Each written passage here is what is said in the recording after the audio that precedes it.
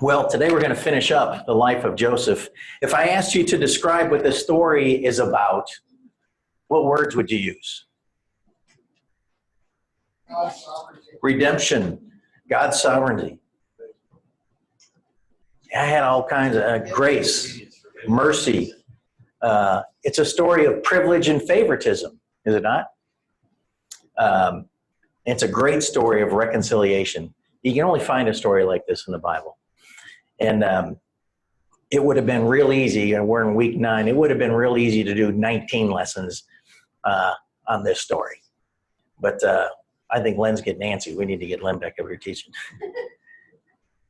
So the story of Joseph, he was at age 17, he was highly favored by his father. A little hot on that microphone. Let me turn it down just a little bit. Highly favored by his father. And how is that demonstrated? The coat of many colors. And not only was it a coat of many colors, but it was a coat that wasn't really designed for work. Okay, and his brothers really weren't too crazy about him. It was really a suitable coat, more for a ruler, which is kind of ironic given where we're at in the story. And Jacob makes no effort to hide his feelings about how he feels about Joseph, and that creates a bunch of dysfunction within the family with the brothers. And so we're at the point where Joseph has reconciled with his brothers. He's reunited with his father Jacob, who he hasn't seen in 20 years. Joseph had his family relocated to Egypt in the last lesson, to the land of Goshen. And now we're near the end of Jacob's life. Jacob had made Joseph swear that he would not bury him in Egypt. Remember that in the last lesson? Now I want you to take me out of Egypt. And where does he want him? Where does he want to be buried? You remember? With the fathers. In Canaan, that's right. Wants to be buried with the father. So, and you almost hear him pleading with Joseph, please swear to me that you're not going to bury me and that you'll move me to where I want to be. And we move on to chapter 49. Now, this chapter is popularly thought as Jacob blessing his sons. Yeah, and there's some blessings in there. There's also some smackdowns in there, and there's some prophecy in there as well. But his comments are more moral criticism with most of the brothers than anything. Though many of Jacob's predictions may not have significance for us today, it would have meant a great deal in the ancient Israelites who remained with tribal identities. So think about that as we go forward with this. And Jack, let's just go ahead and read verses 1 and 2 real quick in chapter 49. Then Jacob summoned his sons and said, assemble yourselves that I may tell you what will befall you in the days to come. Gather together and hear, O sons of Jacob, and listen to Israel, your father. And it's kind of interesting. Assemble yourselves that I might tell you what will befall you. Well, those are words of encouragement. If I'm the third or fourth in line, I'm really looking forward to what's going to befall me. And then he says, gather together, hear, O sons of Jacob, and listen to Israel, your father. Why does he say Jacob and then Israel? Why don't you just say, listen to what your father's going to tell you? Anyone? Don? It's a larger paradigm. It's like not just his blessing, but it's also through God, I believe. Well, remember, he has a name change in there too. God named him Israel. Okay, so he is identified as Jacob through most of this, but he's also Israel as well. And this is also the first, and feel free to correct me if this is wrong, but it's the first conscious prophecy spoken by man in the Bible. And God had given some prophecies before, but this is the first time we've got a man who's conscious and alive and awake, and he is prophesying to his sons. You know, there were many prophecies announced by God, like in the garden. We talked about the triumph of the seed of the woman, and there's some other veiled prophecies by men, but this is really the first declared prophecy of a man in the Bible. And there's some interesting phrasing. So let's go on. Jack, go ahead, read verses 3 to 4. He starts off with Reuben. Go ahead. Reuben, you are my firstborn, my might and the beginning of my strength, preeminent in dignity and preeminent in power. Uncontrolled as water, you shall not have preeminence because you went up to your father's bed. Then you defiled it. He went up to my couch. Wow. We're off to a rousing start here. If I'm Simeon and Levi, I'm really anxious to hear what's going to come for me. Yeah, he tells them you're not going to have preeminence. In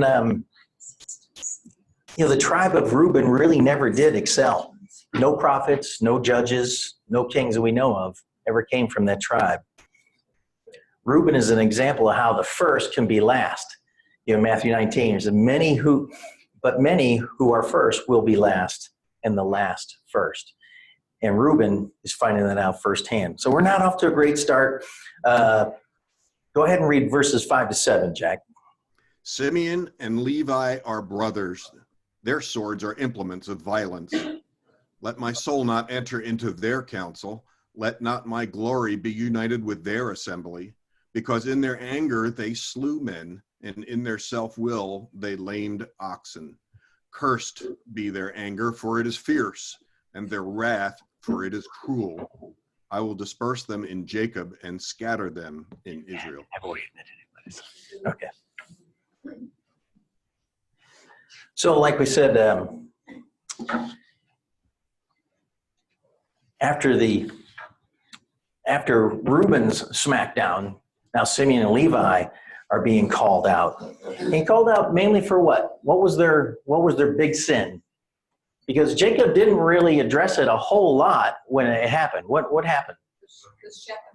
The Shechemites. Yeah. They were defending their sister who was raped, and instead of just defending the person that did that, they killed every man in Shechem. They slayed him with the sword. He talks about their wrath, and he talks about at the end of verse 6, it says, because in their anger they slew men, and in their self-will. The Bible has a lot to say about anger, and I think this is a lesson all the brothers would have learned by now. Cursed is their anger, for it's fierce. The real problem with Simeon and Levi was their anger, was the self-will. It was rooted in self-will. What does the Bible say about anger, godly anger? In your anger, don't sin. Be angry, but don't sin, and do not sin. How do you do that? I got to tell you, that's a struggle for me. That is a struggle for me. Anyone? You might be rooted in the word self-will. I'm sorry? It might be rooted in the word self-will. Yeah, Because absolutely. Your anger, and you just engage your own will, then you're probably not going to be doing it in God's righteousness. But if you surrender your anger to God and say, vengeance is God's, not mine, then your anger can be God's will, or it can be rooted in God's will. Yeah. Are you rooted in God's will? Is that kind of uncontrolled anger God's will? I think we would say that it's not. Also in Ephesians it says, let all bitterness, wrath, anger be put away from you. So he's given them the beat down on the anger that they had. And then prophecy of dividing and scattering turns out to be a curse for Simeon. The tribe of Simeon was the weakest numerically of the 12.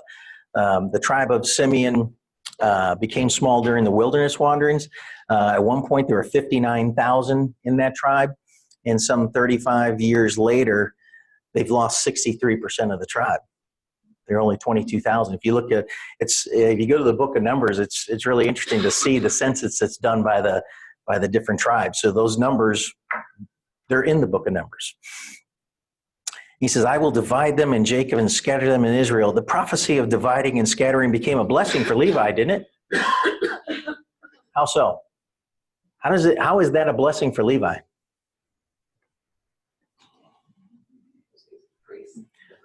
He's the priestly tribe. They don't have an inheritance. That's exactly right.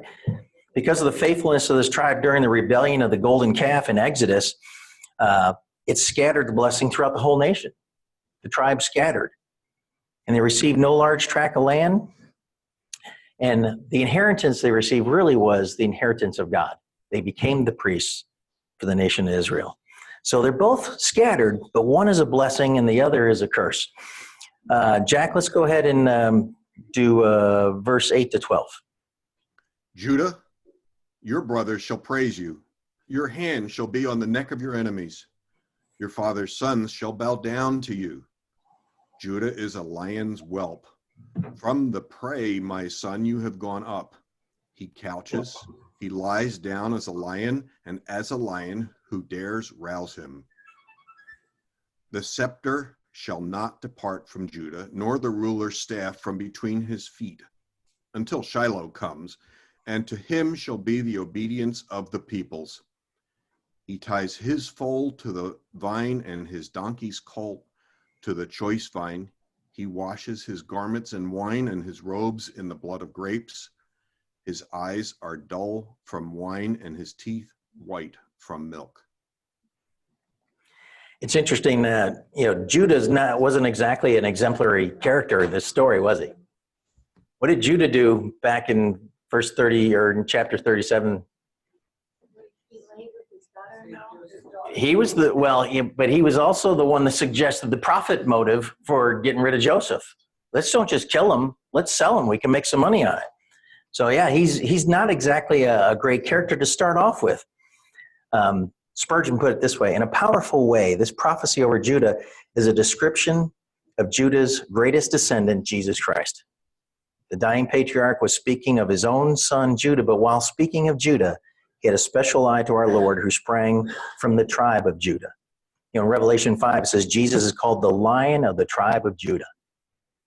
So Judah really, and we saw that in the story, he really is a changed character from the time of suggesting we sell him to later when he steps up and actually offers himself as a slave so that he wouldn't have to leave Benjamin behind as a slave. And again, this is all before they knew who Joseph was. And then it says, the scepter shall not depart from Judah, nor the ruler's staff between his feet until Shiloh comes. Who's Shiloh? That's the Messiah. And it's interesting when you read commentators, like I was reading Dennis Prager's book on Genesis, and he mentions about Shiloh being the Messiah, and then he ... or until the Messiah comes, because he's a Jew. He's not a converted Jew. So, but even they recognize that until Shiloh comes. That word is used 33 times in the Old Testament. In all but this usage, it's about an area of Israel. But in this case, it means something different. The leadership prophecy, that took 640 years to fulfill, in part with the reign of David, the first of Judah's dynasty of kings. That prophecy took some 1,600 years, Bart can correct me if I'm wrong on this, to completely fulfill in Jesus. Jesus is referred to as Shiloh, and the meaning of Shiloh here is he who is right, he or whom it belongs. Okay? That's what the meaning in this context of Shiloh means. It's a pretty obscure word, and it's interpreted in a bunch of different ways. In John, it's the sent. In Isaiah, it means the seed. In Ephesians, it means the peaceable or prosperous one, all pointing to the Messiah. Jack, let's go ahead and we're going to rattle through a few of these other ones. Go ahead and read verse 13. Zebulun will dwell at the seashore, and he shall be a haven for ships, and his flank shall be toward Sidon. So this is just a short thing on Zebulun. He supplied the largest number of soldiers to David's army were from that tribe. 50,000 were sent out to battle. That's in 1 Chronicles. And it says his flank will be towards Sidon. I don't have a pointer, but his reign, it says, between his ships will be he will have a haven for ships. He will dwell at the seashore. And you can see up where the Sea of Galilee is, Galilee at the top there, and then this Mediterranean. Right in there, in that area, between those, that's where Zebulun would have been. And just to show you here, this is the Sea of Galilee. Patsy and I were there 3 years ago with Dan and Meg, and that's in Capernaum. And that's where Peter was. That's where Jesus taught a lot. And that's the Sea of Galilee behind us. Oops. Sorry, Pat's going to leave that up for a while. Jack, go ahead and read verses 14 and 15. Issachar is a strong donkey lying down between the sheepfolds. When he saw that a resting place was good and that the land was pleasant, he bowed his shoulder to bear burdens and became a slave at forced labor. So Issachar is a strong donkey, is the third largest tribe according to Numbers 26, and became a band of slaves. Because of their size and the abundance, they were often the targets of oppressive armies that put them in servitude. So they became a band of slaves, literally. Go ahead and read 16 to 18. Dan shall judge his people as one of the tribes of Israel. Dan shall be a serpent in the way, a horned snake in the path that bites the horse's heels so that the rider falls backwards. For your salvation I wait, O Lord. So Dan will judge the people, and they supplied one of the most prominent judges in Samson, and that's in Judges 13 if you want to look that up. It says he shall be a serpent in the way. Dan was a troublesome tribe. They introduced idolatry into Israel. Judges 18. The children of Dan set up for themselves a graven image. And Dan is left out. This is interesting, and someone smarter than me might have to figure this all out, but Dan is left out of the listing of tribes regarding the 144,000 in Revelation 7. But Dan is also the first tribe listed in Ezekiel's millennial roll call of the tribes in Ezekiel 48. And then Paul in Romans 11 says all of Israel will be saved, including the tribe of Dan. And then in verse 19, as for Gad, raiders shall raid him, and he will raid at their heels. Gad, the tribe of Gad supplied many troops for later for King David. That's in Chronicles 12. Some of these references, there's not a whole lot on some of the brothers. Verse 20, as for Asher, his food shall be rich, and he will yield royal dainties. I'm not quite sure what a dainty is. Alvin, what's a dainty? In this case, it's some kind of dessert or candy. Okay. A dainty. Well, I was off on that one. No. A delicacy. A delicacy. That's better than dainty. Yeah. Yeah, I wasn't sure what that meant. And I gave it a look. I kind of tried to find a definition for it. It wasn't real good. So bread from Asher will be rich. In Deuteronomy 33, Moses again took up the prophecy regarding Asher. It says, Asher is most blessed of sons. Let him be favored by his brothers. Let him dip his foot in oil. So Asher and his dainties. Then Naphtali is a doe let loose. He gives beautiful words. Naphtali, the land is a key portion of the Sea of Galilee, the region where Jesus did much of his teaching. And I'll go back to that. We're standing on the land of Capernaum here, and this is where Peter lived. This is where I've got a ton of other pictures, but also the synagogue is maybe 100 yards from there where Jesus would have taught, and those ruins are still there. But right on the Sea of Galilee.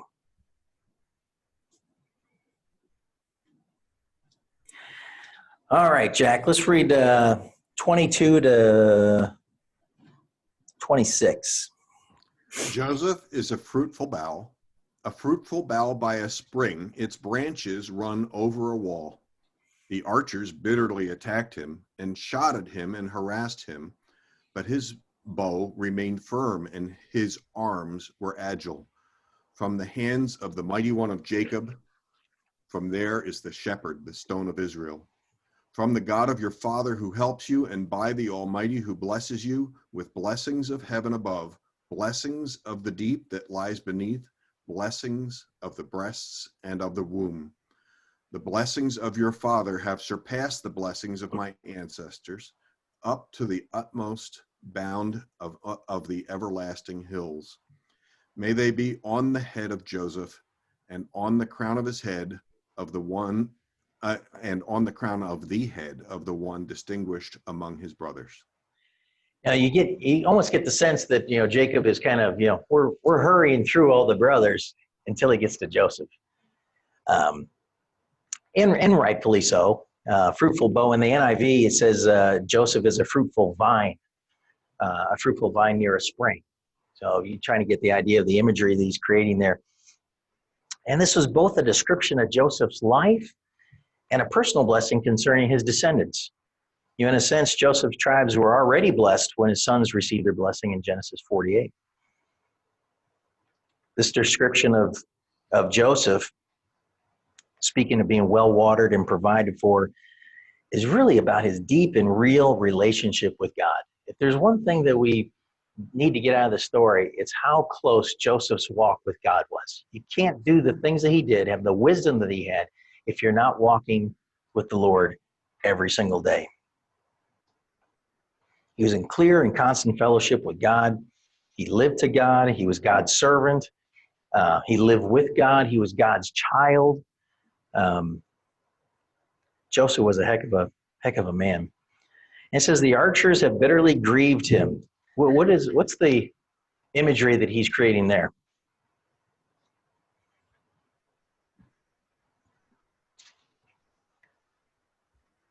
Yeah, we're back to the brothers, attacking him.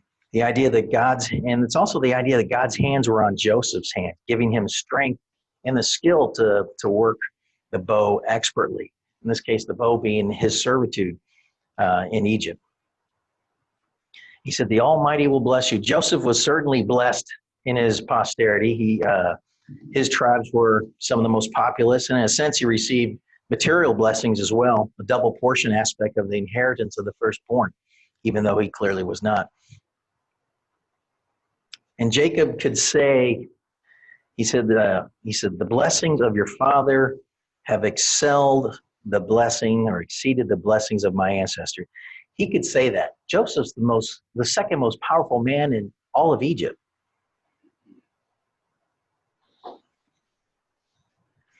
The mighty God of Jacob. In his words about Joseph, Jacob listed if we look in that section, 5 great titles for God. First, he calls him the mighty God of Jacob. Second, he calls him the shepherd. Third, he calls him the stone of Israel. Fourth, the God of your father. And then lastly, the Almighty. He's describing God 5 different ways in that short little blessing to Joseph. And then he says, he finishes up with Benjamin. Benjamin is a ravenous wolf. In the morning, he devours the prey, and in the evening, he divides the spoil. This was the reputation of fierceness that the tribe of Benjamin had over the years. And it's amazing. It's amazing. Here we are in Genesis, and you read all the other books of the Bible, and you see how how the brothers are mentioned again and again and again throughout Scripture. Not just the Old Testament, but in the New Testament as well. Jack, let's go ahead and read verses 29 to 33. Then he charged them and said to them, I'm about to be gathered to my people. Bury me with my fathers in the cave that is in the field of Ephron the Hittite, in the cave that is in the field of Machpelah, which is before Mamre in the land of Canaan, which Abraham bought along with the field from Ephron the Hittite for a burial site. There they buried Abraham and his wife Sarah. There they buried Isaac and his wife Rebekah. And there I buried Leah. The field and the cave that is in it purchased from the sons of Heth. When Jacob finished charging his sons, he drew his feet into the bed and breathed his last and was gathered to his people. So this is the end of Jacob, 147 years old. I know he probably felt gypped because his fathers had lived longer than he did. And Jacob was one of those guys who could find the oh woe is my dad used to say, the oh woe is me in just about everything. And yet he walked with the Lord continuously. the Lord appeared to him. He wrestled with God. The Lord gave him visions, gave him dreams. Told him, I will be with you when you go to Egypt. And that's, I find a lot of comfort in Jacob, because I do the same thing. It's so easy to, oh, woe is me, when circumstances don't go exactly the way I think they ought to, and not giving any thought immediately on what God thinks those circumstances look like. God might be shaping you for something to come. And shame on me when I don't do that. It says, bury me with my father. So Jacob is now, he's in Egypt, but he's not an Egyptian. He was the son of promise, the heir of God's covenant with Abraham. And he asked to be buried in the land promised to Abraham, Isaac, and Jacob by covenant. And Egypt was filled with magnificent tombs. And because of the respect Jacob had, he could have been buried by Pharaoh. He could have been buried in Egypt by Pharaoh, and probably with much fanfare. But he wanted to be buried in this obscure cave in Canaan, because Canaan was the land of promise for him. Len. Why do you think he wanted to be buried with Leah? Well, I think it has more to do with Isaac and Abraham. Thank you. And that's where she was buried. But okay, why wouldn't he want to be buried with, who was his real beloved wife? Rachel. Why wouldn't he want to be buried with her?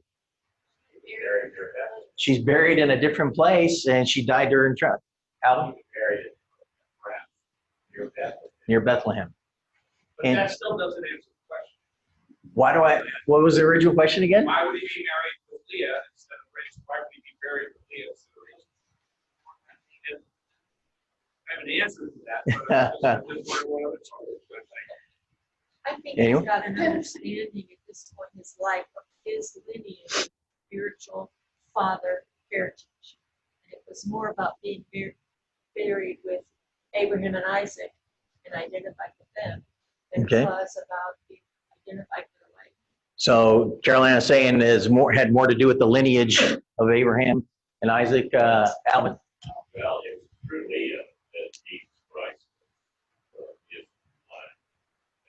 In fact, if you take Joseph and Jacob, their line was produced three great people. And Leah was not only, through Leah was not only the tribe of Judah, kingly tribe, but also the Levites. Right. So the priests and the kings all came. I agree with that about Jesus, but also I think she was the first wife, the covenant wife. I think also is a demonstration of God. I think number one is it's Jacob's final submission to God's will and God's direction. It also is God again picking the outcast, the unloved, and honoring her in her death, in Jacob's death. So I think all of those are mixed. When you do have the line of Jesus, it's a really important aspect. Oh, yeah. And not that it would matter too much about where he was buried, but I do think I also think it's a statement of God. Yeah. And it's interesting to see that he mentioned, and there I buried my wife Leah. Did that come through okay, Bart? Yeah, pretty good. Okay, good. All right, let's move on. Jack, let's read verses 1 to 3 of chapter 50. Then Joseph fell on his father's face and wept over him and kissed him. Joseph commanded his servants, the physicians, to embalm his father. So the physicians embalmed Israel. Now 40 days were required for it, for such is the period required for embalming. And the Egyptians wept for him 70 days. There's a couple interesting things there. First of all, why does it take 40 days? You know, in today's world, we're used to someone being embalmed in 24 hours. Why did it take 40 days to embalm somebody back then? You need to think mummification as opposed to embalming. Okay, and that was a process. You didn't do that in a day. It involved, removing all the organs and everything else to prepare the body. So it took 40 days to do that. And it says they wept for him. This is Egyptians. Wept for Jacob for 70 days. That's kind of an oddly specific number, isn't it? Why 70 days? It's just short of the royal mourning period for an Egyptian is 72 days. So Jacob was highly honored. They're not going to quite do 72 days, though, because he was an Egyptian. So they honored him for 70 days. Pretty amazing the impact that these Hebrews had on the Egyptians. Not only were they kept alive by God and Joseph leading them, but Pharaoh, in this story, Pharaoh, how would you describe Pharaoh in this story? Absent. Absent? Well, I don't know about that. Alvin? Pharaoh recognized that God was present with Joseph.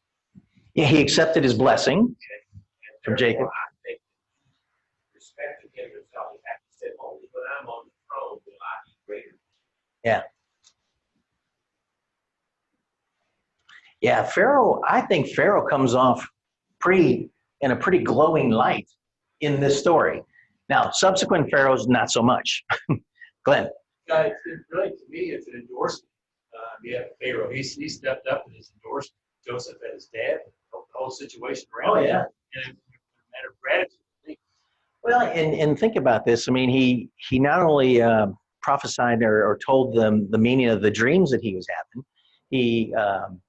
Potiphar also thought he was an exemplary servant. I'm sure Potiphar and Pharaoh had talked about this. He's created a great reputation for himself, and I think Pharaoh was very appreciative of that because they very likely would have starved to death as well if it wasn't for Joseph. One thing that very significant, and that is when Joseph was representing Pharaoh, and they were finally taking all the animals, all the money, all the land. It specifically says that he made sure that all of those possessions were given given to Pharaoh. He didn't keep any for himself. He was an exemplary representation of God, and he was that's part of the reason why he's so honored. You'll see that as well. John, the other thing is, I don't think that it would have been too unusual for Pharaoh not only to trust Joseph, but particularly when he found out he was a Jew, but also to honor him and honor his family. Here's why. They're part of the same family. I mean, Egypt is called the land of Ham. Okay? Mhm. Who was Ham's father? Noah. Noah, yeah. Noah's Ham's father, along with who else? Shem. Okay, so these folks are related, and I'm sure Pharaoh knew that. And while there may have been certain amounts of enmity and jealousy, there was also, as a matter of fact, in Scripture, as you read, in the future, at some time, Egypt too will come to the Lord. So I don't think that was terribly unusual. It's kind of cool to see, and it may be a foreshadow of the future. Yeah, could be. Jack, let's go ahead and read verses 4 to 6. When the days of mourning for him were past, Joseph spoke to the household of Pharaoh, saying, "If now I have found favor in your sight, please speak to Pharaoh, saying, my father made me swear, saying, behold, I am about to die. In my grave, which I dug for myself in the land of Canaan, there you shall bury me. Now, therefore, please let me go up and bury my father. Then I will return." Pharaoh said, "Go up and bury your father as he made you swear." Now, I'm not surprised by the answer that Pharaoh gives them. I mean, they just got done honoring him for 70 days. So, I mean, that seems right in line with the character and relationship that Pharaoh had with Joseph. I did find it interesting. He says, behold, I'm about to die in my grave, which I dug myself. How many here have bought a plot for themselves when they die? Did you dig the hole yourself? Think about that. which I dug myself.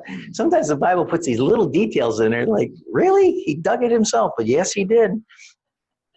He said, my father made me swear. There again, he's telling Pharaoh, my father made me swear that I would bury him here. And Pharaoh was very honoring to that request. Jack, let's go ahead and read 7 to 11. So Joseph went up to bury his father, and with him went up all the servants of Pharaoh, the elders of his household, and all the elders of the land of Egypt, and all the household of Joseph and his brothers and his father's household. They left only their little ones and their flocks and their herds in the land of Goshen. There also went up with him both chariots and horsemen, and it was a very great company. When they came to the threshing floor of Atad, which is beyond the Jordan, they lamented there with a very great and sorrowful lamentation. And he observed 7 days mourning for his father. Now, when the inhabitants of the land, the Canaanites, saw the mourning at the threshing floor of Atad, they said, this is a grievous mourning for the Egyptians. Therefore, it was named Abel Mizraim, which is beyond the Jordan. So it's quite a procession for his father. It's a very dramatic burial. The entire clan is gathered together to pay tribute to the man who was the last link with the patriarchs. The life of this man's grandfather overlapped with the sons of Noah. Think about that. And Luther remarked that there was no burial recorded in scriptures quite as honorable as this, or such wealth of detail. You know, having just buried my father, it's amazing what you have to do in such a short period of time. You know, I appreciate the 70 days, the 40 days of embalming, all that stuff. It gives you a chance to really mourn and lament over that loss. But when someone dies today, you're at the funeral home that afternoon, and you're having to make every decision that you've never thought about, and now you got to make every decision in a matter of a couple of hours. Oh, and then in 2 days, we're going to say goodbye. Wow. It almost cheapens life a little bit when you go about things that quickly. When my brother's wife lost her battle with depression, I had to take him to the funeral home to make those arrangements. The next day, it was, and he couldn't function. It was all I could do to get him to walk, to go in there. And my brother Mike and I basically made all the decisions for him. Thank God for family.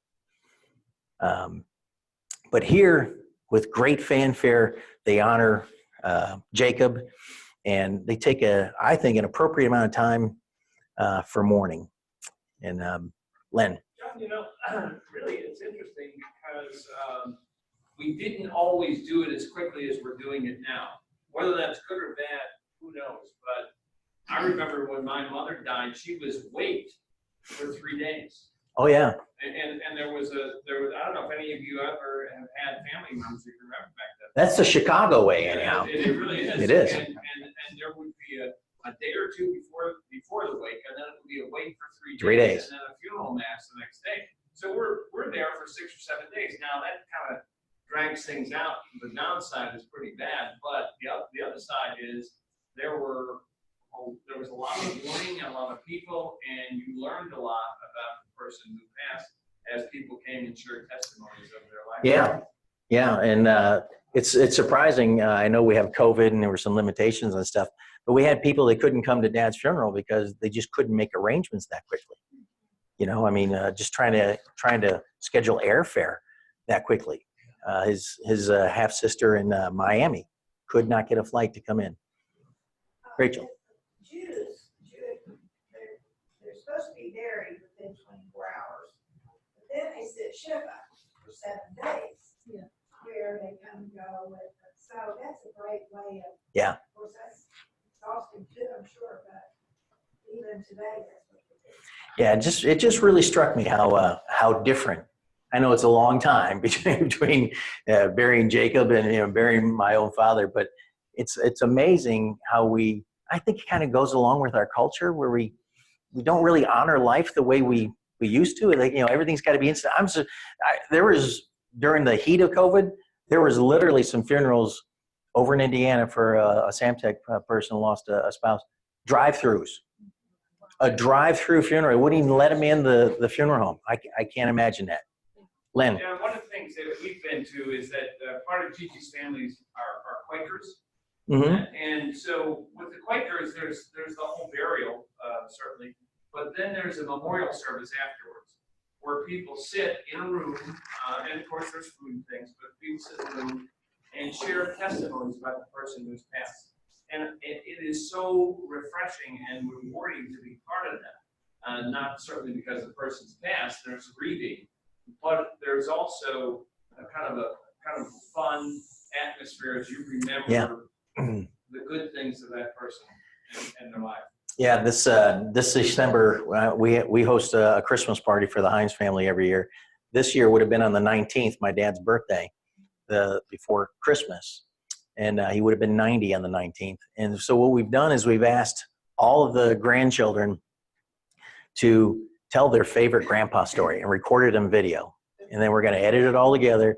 We're going to get together on the 19th. We're going to have a little celebration of Dad, and we're going to listen and watch all these stories. And oh my goodness, are there some stories? Yeah. And that's basically what happened in those Chicago funerals, those 3 days. And it's no coincidence that almost every funeral home in Chicago is right next door or across the street from a tavern. Yeah. Because that's the way you would do it. You would do your shift for 2 or 3 hours in the funeral home, and you go across to the bar and get some drinks, and you go back and do it several times for 3 days. All Mark. that started in Ireland, I'd like to tell you. Just to verify what you're saying. I believe it. We had, days and weeks of mourning Yeah. and laughter Yeah. and drinking. Well, Mari, my neighborhood is Irish. I know, I'm just saying. it was Maybe like first the- generation. That's right. Yeah. We told some stories. I mean, I don't think my dad would have been one of those guys that wanted you to, sit there and lament over the loss and anything. He wanted you to tell stories. And that's exactly what I did. So when I got up and talked to everybody, I just told them stories that my dad taught me from his childhood, and stories of when I was a kid. It was. Tell a story about going to church. And what he We used to. He had a falling out during the Vietnam War with the Catholic Church. And Len asked, "Were you Catholic?" Well, I was paroled in the 3rd grade. But instead of taking us to church, you take the sons. My mom had an operation or something, and she needed rest at home. And he took his sons. I'm going to take my sons to church. And instead, we would go to a pool hall, and we would shoot pool for an hour and a half, and then come home. And the gig was up when you would come home. You got pool chalk on your fingers, and Mom, was suspicious about that. Dad said one time, Mom said, "How was church today?" He goes, "Oh, it was fine." "How was the sermon?" "Good." "What was it about?" "Sin." And she says, "Well, what do you have to say about that?" He said, "He's against it." That's my dad. And that same man is walking the streets of gold right now, just so you know.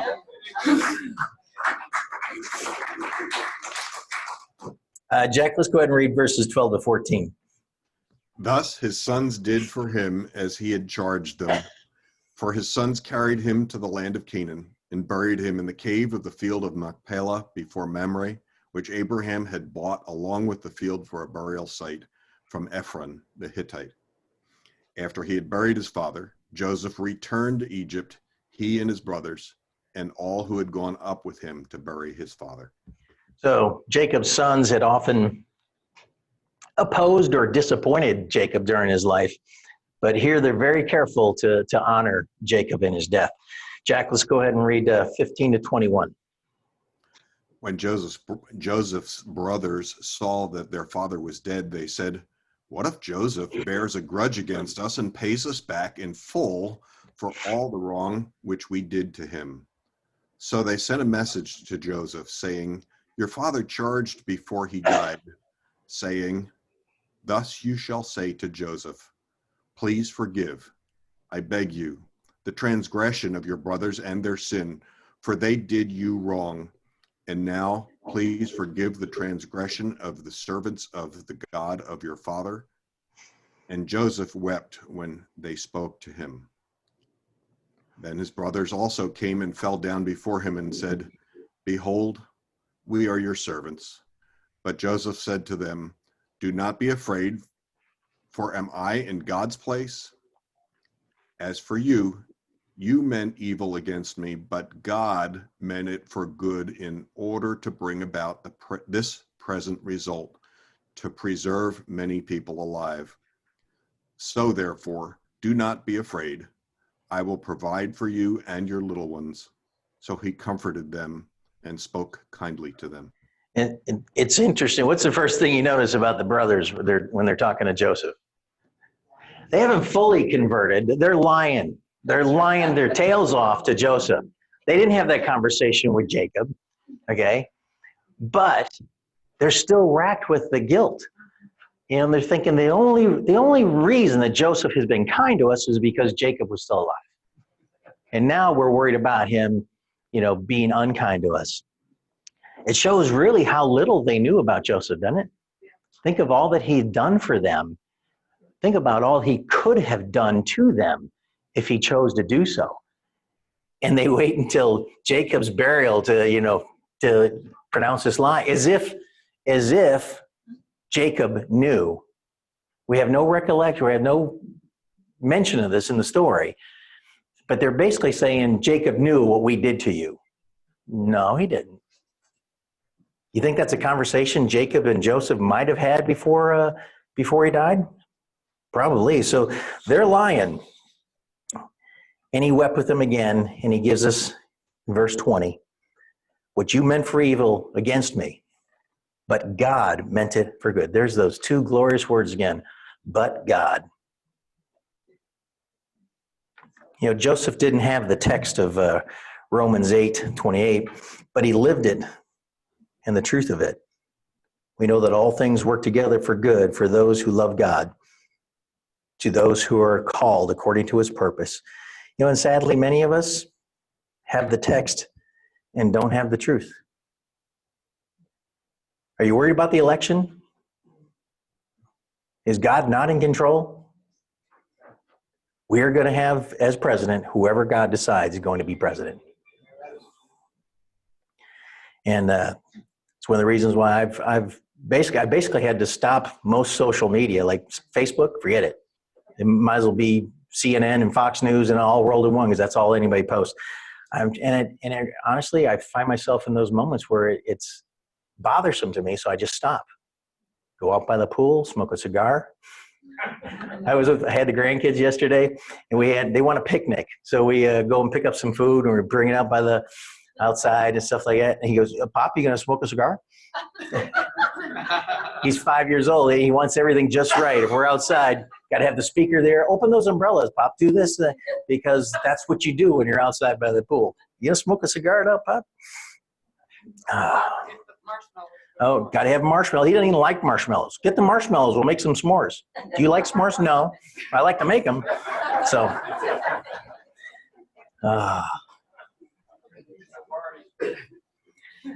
let's move on. Jack, let's go ahead and finish up with 22 to 26.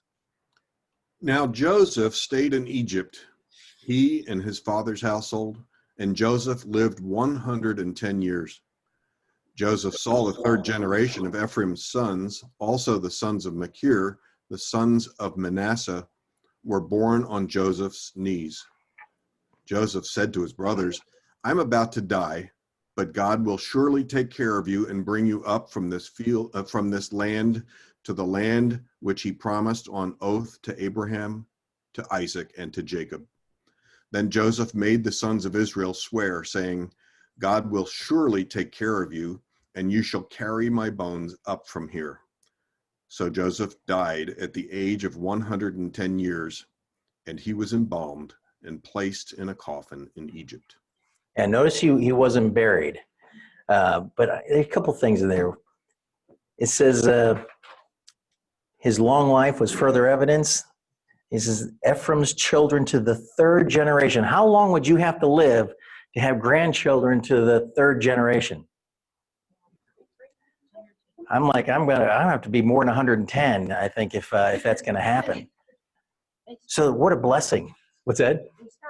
Yeah, they did start younger, much younger. That's absolutely true. My brother Mike, he got married young, and they had kids right away. And how many grandkids is Mike? He has 17. You know, each daughter's in there. They're pumping out babies like hotcakes. Okay. And they were young. Mike's 65, and his oldest granddaughter is 17. So he could see a second generation easily in his lifetime. And he's put in a coffin. I want to show you something. Bart and I talked about this before. This is it a reconstruction, Bart? From the archaeological site, they have the foundation. They have the foundation in Egypt. This is believed to be what the home looked like that Joseph would have lived in Egypt. And it's very unlike anything Egyptian. So they found this. I want to see here. You talk about there's colonnades. They have, when somebody gets a place like this given to them, it means that they are honored for what they have done for the state. So highly honored there. In the garden behind the palace, archaeologists found 12 main graves with memorial chapels on top of them. And this is a representation of it too. Where do you think Joseph was buried? That's a representation as well of where Jacob or Joseph would have been buried. So emphasis said, what's also amazing in this place, this is an archaeologist, it has a facade, a portico with 12 pillars. So if you got 12 sons and 12 tribes and 12 pillars and 12 tombs, think about that. One of the 12 graves, very special because it's a pyramid tomb. It in itself is pretty extraordinary when we think about it. Basically, they're saying there's no reason to believe that this story isn't 100% true. On top of that, they found, I want to make sure I get this right here. There's also evidence with a cloth that he was buried with that had multiple colors on it. They believe it's a remnant of the coat of many colors that he was buried with in that tomb. Isn't that amazing? What's the name of that documentary? It's called Patterns of Evidence. Is the name of the documentary. If you haven't had a chance to see it, it's really pretty fascinating. And so we come to the end of Joseph's life. And then it says he was put in a coffin in Egypt. According to the passage in Hebrews 11, Joseph was never buried. His coffin laid above ground for 400 or so years until it was taken back to Canaan. It says, by faith, Joseph, when he was dying, made mention of the departure of the children of Israel and gave instructions concerning his bones. Jacob dug a grave for himself that he wanted to be placed in. And then in Joshua 24, it says, the bones of Joseph, which the children of Israel brought up from Egypt, were buried in Shechem in the portion of the field that had been purchased by Jacob. 400 years later, they carry his bones out of Egypt into the promised land. Isn't that amazing? What's amazing to me is how the Bible tells this story with such fantastic detail, and yet you have archaeological evidence that proves everything happened. That's what astounds me. When I became a Christian, that's the thing that astounded me most, was the authenticity of the Bible. And if you do any amount of research at all, archaeologically, you'll find that the Bible is right again and again and again. I know of no time where it was ever presented archaeological evidence where the Bible wasn't correct. So, just a real quick recap here. This gives you an idea of the timeline of Joseph. including Jacob dying when he was age 56, and then Joseph lives to be 110. Quite a remarkable character.